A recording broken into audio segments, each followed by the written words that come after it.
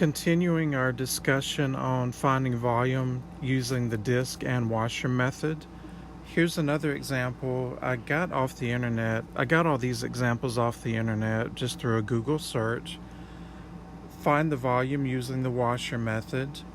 So here's another example.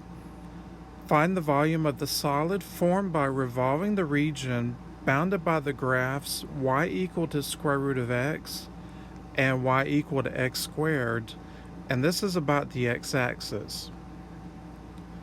If the graph is not given for you, use Desmos, because you need to figure out which of the curves is the top or bigger one. So according to this sketch, the top curve is actually square root of x, so that's the big radius, noted in capital R,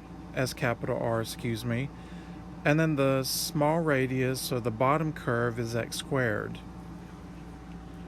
So here is our formula.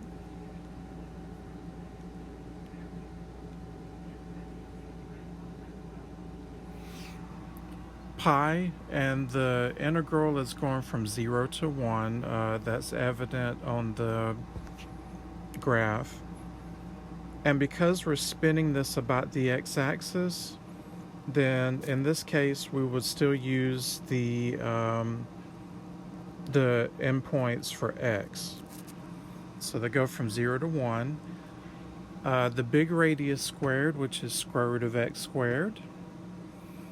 And then the small radius, which is x squared, it's squared. Now right here, the square root of x squared is just plain old x. And x squared squared, of course, is x to the 4th power. Now when you integrate by undoing the power rule, you get x squared over 2 minus x to the 5th over 5.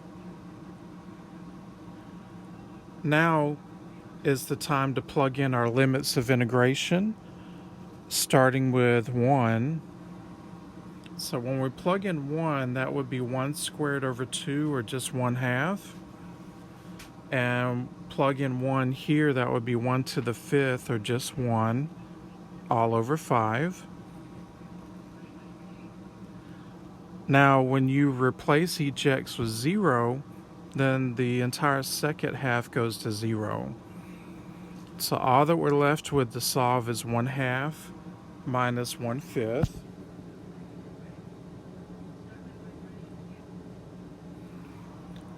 And we can easily rewrite each fraction over the common denominator 10 as 5 over 10 minus 2 over 10. And don't forget your pi. So the volume of our region being spun around the x-axis is 3 pi over 10 cubic units.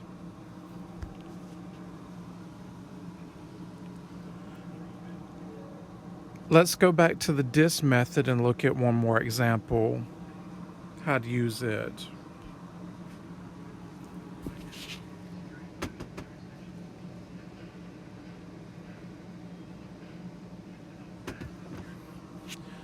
Now, let's look at this example. Determine the volume of the solid generated by rotating the regions about the x-axis.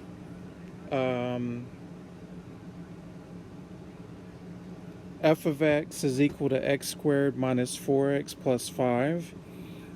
X equal to 1 and x equal to 4. And the x-axis about the x-axis. So this is the region.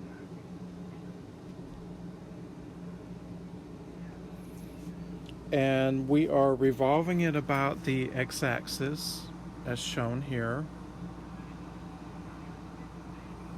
And here's a better cross-section of it. Now, there are no holes, so all you see here is a disk, circular disk, so we can use the disk method.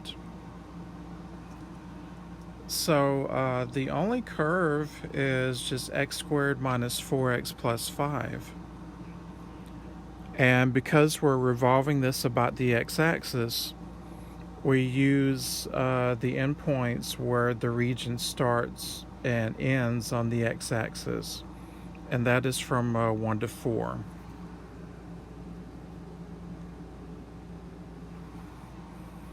Now here's the setup. Our formula, the integral going from a to b of pi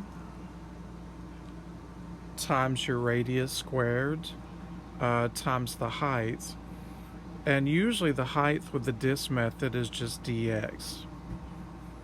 So when we plug in everything into our integral formula, f of x is just the x squared minus 4x plus 5, but we're squaring it according to the volume formula.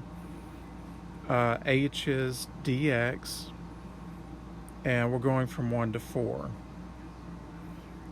Now, I'm not going to show it to you here, but when you square your f of x, this is what you end up with. And to integrate each term, just simply undo the power rule and find each antiderivative. So that's what happens here. Now, with such a long problem where you have to plug in your limits of integration in a bunch of different places, I don't mind if you use an online calculator to help you.